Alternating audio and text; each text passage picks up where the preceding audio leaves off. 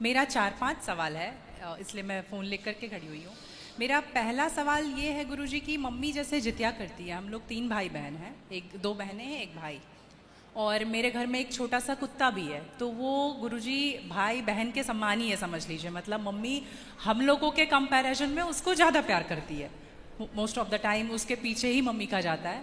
तो जब मम्मी जितिया करती है तो कहते हैं सबको पहनाती हो वो बद्दी जितिया वाला, तो क्या हम उसको भी पहना सकते हैं? क्या पहनाती हैं? वो जितिया जो पहनते हैं ना, अभी जितिया वाला जो पर्व था कुछ दिन पहले।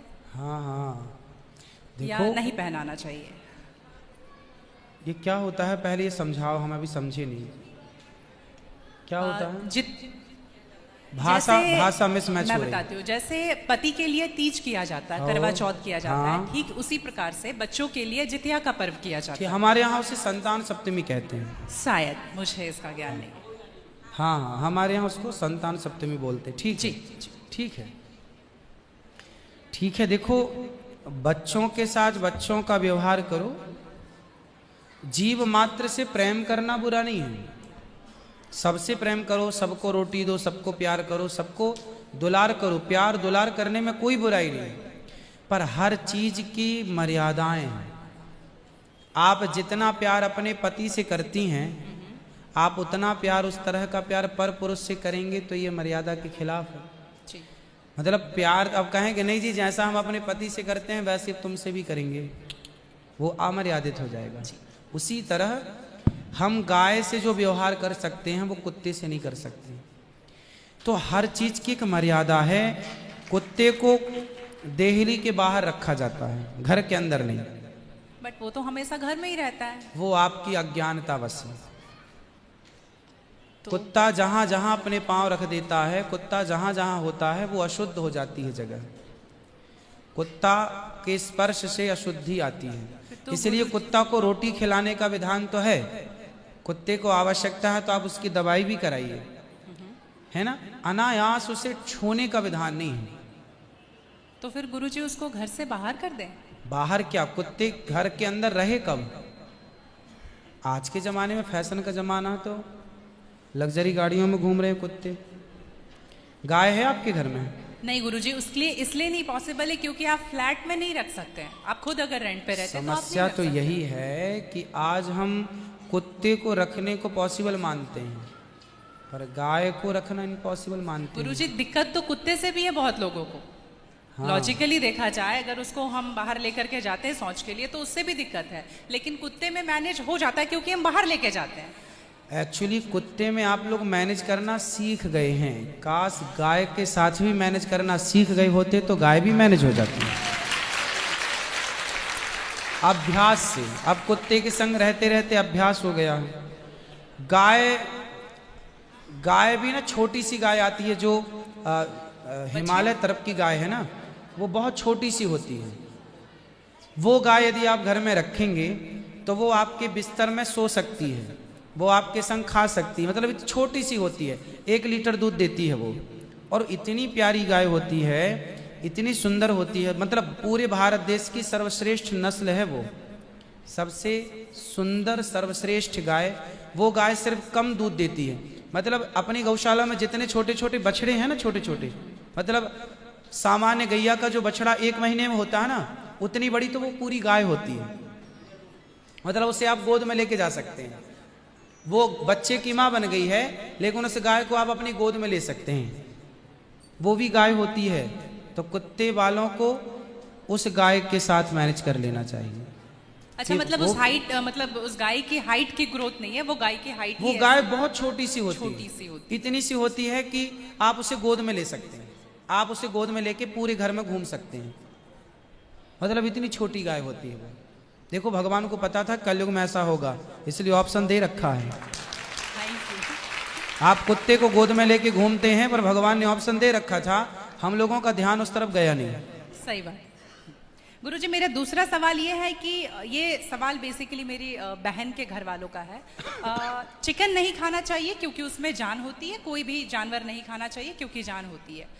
प्लांट में भी तो जान होती है ना गुरुजी? हाँ, होती है। तो फिर हम उसको तोड़ते हैं तो उसको नहीं दर्द होता? ऐसा उनके घर वालों का सवाल है, मेरे माध्यम से। नहीं, आप ठीक कह रहे हैं। देखो, किसी आप ना गेहूं को चबा जाइए, जी चने को चबा जाइए, दालों को चबा जाइए, तो वो रोती नहीं है, चीखती नहीं है, उसमें रक्त नहीं होता, हड्डी नहीं होती, मांस नहीं होता, वो चीखती नहीं है, चिल्लाती नहीं है ना। पर आप मुर्गी को मारिए तो वो चीखेगी, चिल्लाएगी, भागेगी, खून है, हड्डी है, मांस है ना। एक्चुअली सिद्धांत है ना, देखो इतने सारे मर्द हैं, लेकिन इतने सारे मर्दों में एक मर्द ऐसा है जो आपका हाथ पकड़ के रह सकता है, आपका हाथ पकड़ के घूम सकता है, कोई कुछ नहीं बोल सकता, क्योंकि वो आपका पति है ना। समाज ने आपको इजाजत दे दी, आपकी मांग भर गई, मंगलसूत्र आ गया, अब समाज ने स्वीकार कर लिया कि ये मर्द, ये पुरुष अब आपका पति है। अब आपको दूसरे पुरुषों के साथ देखा गया तो आप अच्छे नहीं माने जाएंगे। तो जैसे समाज ने एक पुरुष के संग, एक स्त्री के संग इजाजत दे दी, शास्त्र ने इजाजत दे दी कि आप इसके साथ रह सकते, ये लीगल है, उसी तरह आपको गेहूं, चावल, अंकुरित अनाज चीजें, दाल, चावल, सब्जी, रोटी खाना लीगल, वेद ने आज्ञा दे दी, ये खा सकते हैं। मांस के लिए आज्ञा नहीं दी। पतिव्रता नारी पराये मर्द के संग, पराये पुरुष के संग घूमेगी तो समाज उसे ठीक नहीं कहेगी। उसी तरह हमें शास्त्र आज्ञा करते हैं कि हमारे ठाकुर जी, हमारे राम फल खाते हैं, हमारे राम फल खाते हैं, दाल, चावल, साग, सब्जी, बादाम, काजू ये खाते हैं। तो हमारे राम, हमारे कृष्ण खाए, मतलब वेद ने आज्ञा दे दी कि आप ये खा सकते हैं, ये खाने का पदार्थ है। मांस शेर के लिए है, बिल्ली के लिए है, कुत्ता के लिए है। क्या आप कुत्ता हैं? क्या आप बिल्ली हैं? क्या आप शेर हैं? क्या आप चीता हैं? नहीं। फिर जब हम मनुष्य हैं तो मनुष्यवत व्यवहार करें जी। हम वो ना खाएं जो हमारे लिए नहीं है। अब मांस खाने वाले जानवर ना, आप गौर से देखिएगा, मांस खाने वाले जितने जानवर होते हैं, कुत्ता, बिल्ली, चीता, शेर, सब जीभ से चाट चाट के पानी पीते हैं जी। आपने कुत्ते को पानी पीते देखा हो, लेकिन आप कैसे पानी पीते हैं? होंठों से पीते हैं, मुंह से पीते हैं। गाय कैसे पानी पीती है? मुंह से, जैसे हम लोग पीते। कुत्ता चाट के, बिल्ली चाट के। मतलब शाकाहारी जानवर और मांसाहारी जानवर दोनों ईश्वर ने बनाए हैं। गाय को आप मांस परोसिए नहीं खाएगी, वो बकरी को मांस परोसिए नहीं खाएगी, भैंस को मांस परोसिए नहीं खाएगी। जब जानवर जानवर होके अपने धर्म में अड़े हैं तो हम इंसान क्यों अपना धर्म छोड़ रहे हैं? अब जो मांसाहारी जानवर होते हैं उनको आप ध्यान से देखना, उनके पांव में नाखून होते हैं, जबकि शाकाहारी जानवर के खुर पाए जाते हैं। जैसे गाय का खुर होता है, बकरी का खुर होता है, भैंस का खुर होता है, जबकि चीता का, शेर का, कुत्ते का, बिल्ली का। अब आप देखिए कि आपके ईश्वर ने पैर बनाए हैं ना तरीके से, आप मुंह से पानी पी, मतलब आपके लक्षण शाकाहार से मैच कर रहे हैं, है ना। बिल्ली के, कुत्ते के यहाँ कहना है दांत बड़े बड़े होते हैं मांस फाड़ने के लिए, आपके नहीं है। मतलब आप ईश्वर की तरफ से शाकाहार। और अब मैं नहीं कहता, आप मेडिकल साइंस का अध्ययन करके देखिएगा, साइंटिस्ट लोग अब सिद्ध, अभी मैं इंग्लैंड गया था, वहां मुझे बताया कि जो अंग्रेज लोग इनके बाप दादी जो मांस खाते चले आए हैं, अब कुछ अंग्रेज लोग इतने जागरूक हो गए हैं कि अब वो मांस नहीं खाते। वो कहते हैं कि अब इसको खाने से बीमारियां बढ़ रही हैं, लोग परेशान हो रहे हैं। पहले के लोग जंगल में कंदमूल फल खाते थे, ये अब खाने लग गए हैं, सुअर खा रहे हैं, कुत्ता खा रहे हैं। अब बहुत सारे लोग शाकाहार की तरह जो जागरूक हैं बढ़ रहे हैं। तो आप और हम तो पहले से जागरूक हैं, तो हम क्यों अपने आप को मांसाहार की तरफ ले जाएं? क्यों किसी की हड्डी चबाएं?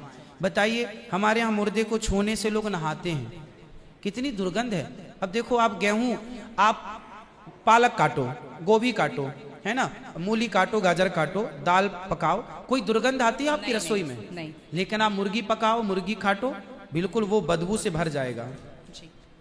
मतलब आपकी नाक भी आपको गवाह देने लग जाएगी, भाई बस कर, है ना। तो शरीर एक्सेप्ट नहीं करता, आप जबरदस्ती खिला रहे।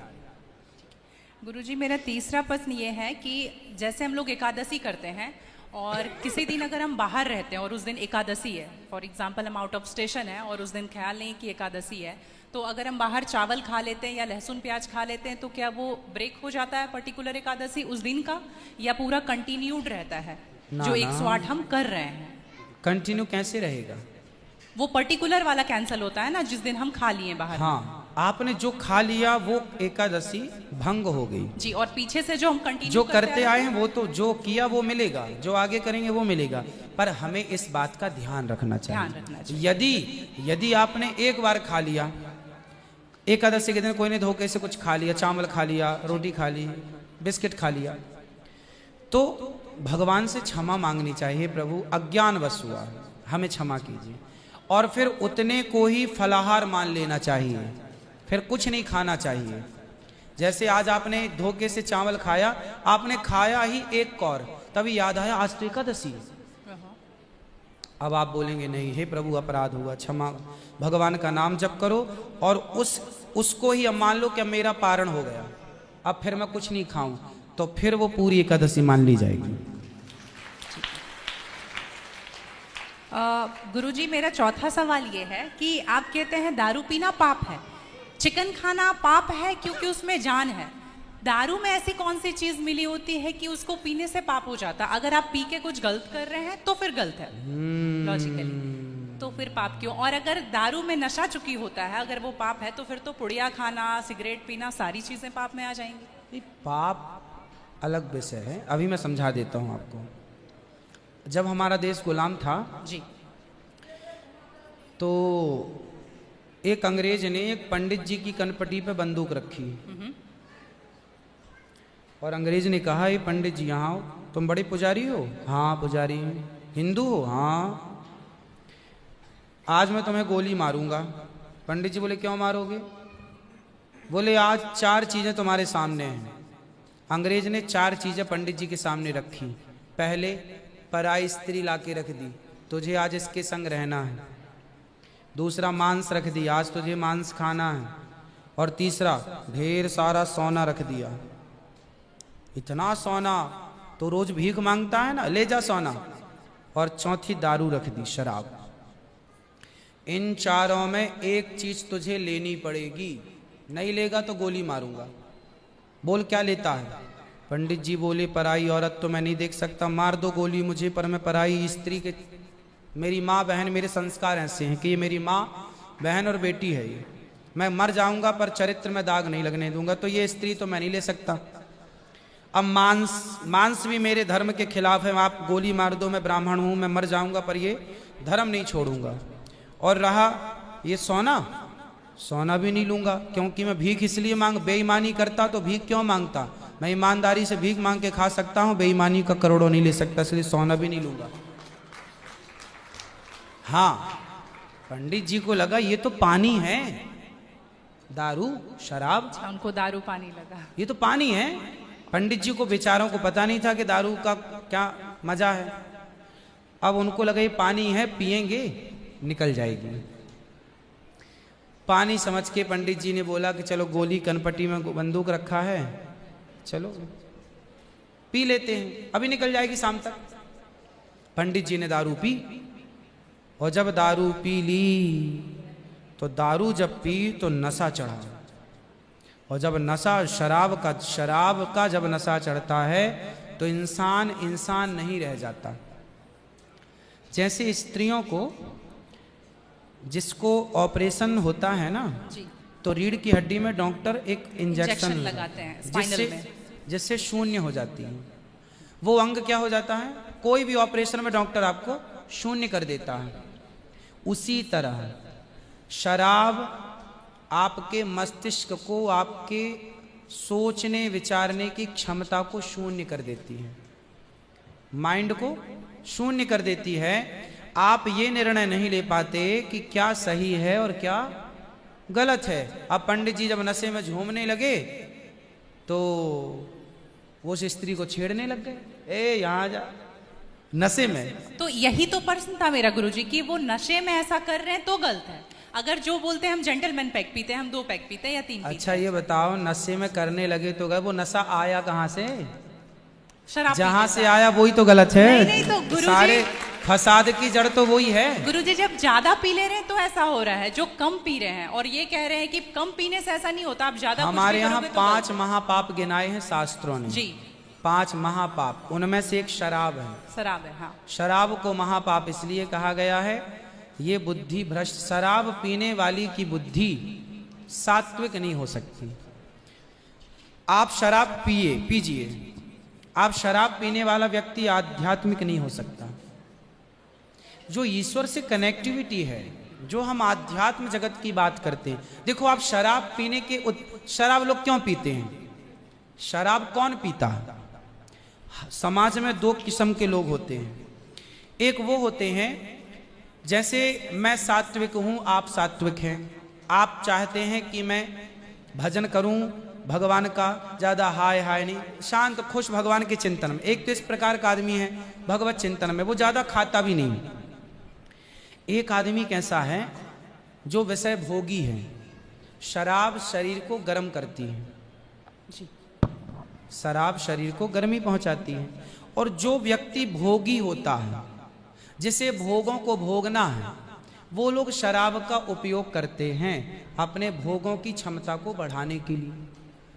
अब जिसे भोग भोगना है वो तो अपनी क्षमता भोगों की बढ़ाए और शराब पिए, परंतु जिसे भगवत प्राप्ति करना हो, ईश्वर से नेह करना हो, मन लगाना हो, संत लोग एक टाइम भोजन करते हैं, 2 टाइम नहीं खाते। बोले शरीर को केवल जिंदा रखना है, ज्यादा खिलाएंगे तो शरीर फिर हानिकारक है, मन भटकेगा। इसलिए यदि आपके अंदर ईश्वर की प्राप्ति की साधना है तो आपका आहार विहार शुद्ध अपने आप हो जाएगा। और मन में यदि कामना है तो फिर लोग तो चरस भी पीते हैं, अफीम भी लेते हैं। ये सब चरस अफीम क्या करती हैं? शरीर को उत्तेजित करती हैं। ये सब शरीर को उत्तेजित करने वाले पदार्थ हैं। तो बाकी जितने भी नशा वाली चीज हैं, हाँ। गुटखा, खैनी, दारू जो भी हैं, ये सारे फिर उतने ही इक्विवेलेंटली सब नुकसानदायक है। खैनी से कैंसर होता है, सिगरेट से लंग्स खराब होते हैं। गुल से क्या होता है गुरुजी? किससे? गुल जो करते हैं, गुल क्या होता वो है? पाउडर एक होता है ना? नहीं वो मैं जानता नहीं। चरस अफीम क्या कहते हैं? क्या है बट? ड्रग्स? नहीं, वो ड्रग्स नहीं होता, डब्बे में आता है गुल। नहीं, वो गांव के लोग को मैंने देखा करते हुए। हाँ, तंबाकू चूना? नहीं, वो मैं उसके बारे में पहली बार सुन रहा हूँ, अब रिसर्च करना पड़ेगा वो चीज क्या है। मतलब कुछ भी नशीला पदार्थ देखो गलत है, सब गलत है, सब गलत। शराब कौन सी सही है? सिगरेट कोई पिए तो कौन सा समझदार है?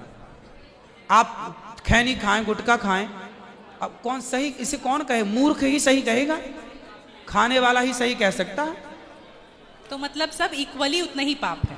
पाप पुण्य अलग विषय हो गया। नहीं गुरुजी, आप कहते हैं कि शराब को पाप माना गया है, ये सारी चीज पाप के अंतर्गत है। अब सेहत खराब हो ही जाएगी।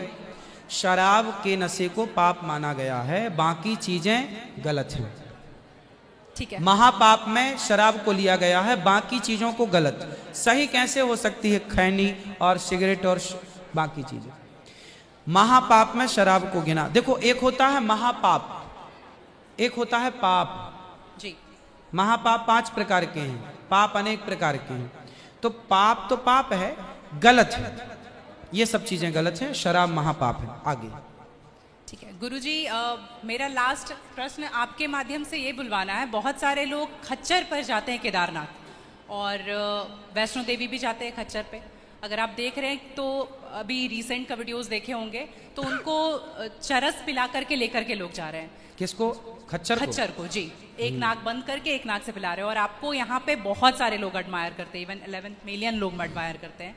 अगर आप ये बोल देंगे कि आप धाम जाते हो तो जाओ, लेकिन पैदल जाओ, इनका प्रयोग मत करो, तो मेरे लिए बहुत अच्छा होगा, क्योंकि हम बहुत ज़्यादा ही एनिमल लवर हैं। तो ये देख करके लगा था मुझे कि कभी आऊंगी यहाँ तो आपके माध्यम से। इसलिए पहले के लोग जब तीर्थ यात्रा पर वहाँ केदारनाथ बद्रीनाथ जाते थे तो इस उद्देश्य से जाते थे कि अब वापस नहीं आना। पहले के लोग जाते थे इस उद्देश्य से कि अब वापस नहीं आना, वहीं भगवत धाम में चले जाएंगे। आजकल इसलिए आज के जमाने में तीर्थ इत्यादि जवानी में ही कर लो। माँ बाप को समय है, पांव हाथ चल रहे हैं तो करा दो। भजन करो मस्त जवानी में, बुढ़ापा किसने देखा। तो समय से सब कर लो, बुढ़ापे में फिर तो खच्चर ही बचेगा। तो बुढ़ापे जो देखो बूढ़े लोग हैं जो नहीं चल पा रहे हैं पर आस्था है दर्शन की, तो वो अपने हिसाब से जाते हैं। नहीं तो गुरुजी हेलीकॉप्टर भी तो है ना। हाँ हेलीकॉप्टर का बजट सबका नहीं होता, हेलीकॉप्टर से सब नहीं जा सकते ना, उसकी टिकट ही महंगी है, 25-50 हज़ार रुपये लगता है, लाख रुपए भी लगता होगा, भगवान जाने, मुझे नहीं पता कितना लगता है। अब सामान्य आदमी कहाँ वो 50 हज़ार की टिकट कटाएगा, वो तो 1000-2000 दे के जाना चाहेगा। तो सबके अपने अपने बजट हैं, पर ये कोशिश करो कि हम अपने पांव पर चलें, हम किसी पर बोझ ना बने। ये सही है कि हम किसी जीव को परेशान ना करें।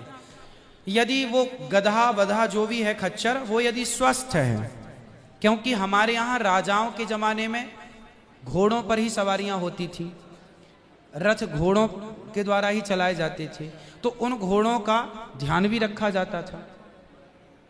पंच परमेश्वर कहानी है, जुम्मन सिंह खलगू चौधरी, उसमें एक इक्का गाड़ी की भी कहानी है ना।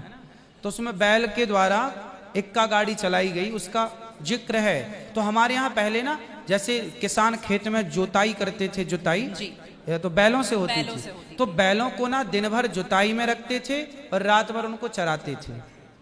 रात भर वो अच्छा घास खाएं, दिन भर उनको जब भी गर्मी पड़े 2 घंटे का रेस्ट, 2 घंटे छोड़ दें, वो चर लें, वो पानी पी लें, मतलब उनका प्रॉपर ख्याल रखा जाता था। आज कुछ लोग क्या है, पैसे कमाने के लिए उनका ख्याल तो रखते नहीं है, और वो पैसे लेने के चक्कर में ना उसको भरपेट खिलाते हैं, ना उसका पानी का ध्यान, ना खाने का ध्यान, तो वो कमजोर हो जाता है, मर जाता है कई बार। वही प्रॉब्लम है गुरुजी, वो 5-5 बार चढ़ाते हैं और आने के टाइम पे पूरा पाँव टूट जैसा जाता है और फिर उसका ध्यान नहीं रखते। उसकी खिलाई पिलाई हो, और एक समय होता है, यदि जवान है तो उसको उपयोग में लिया जाए, बूढ़ा है तो उसको रिटायर कर दिया जाए। अब बूढ़े गधे के ऊपर भी लोगों को बिठा कर ले जाएंगे, तो एक हर व्यक्ति जानवर हो या इंसान हो, हर चीज की क्षमता होती है। जवानी सबके साथ होती है और बुढ़ापा भी सबके साथ होता है। तो उन लोगों को भी इस बात का ख्याल रखना चाहिए। आप लोग भी अपने पांव पर चलने की कोशिश करें, और कुल मिला के जीव पर कोई भी भार ना बने, जीव मात्र को हम परेशान ना करें। जी धन्यवाद गुरुजी।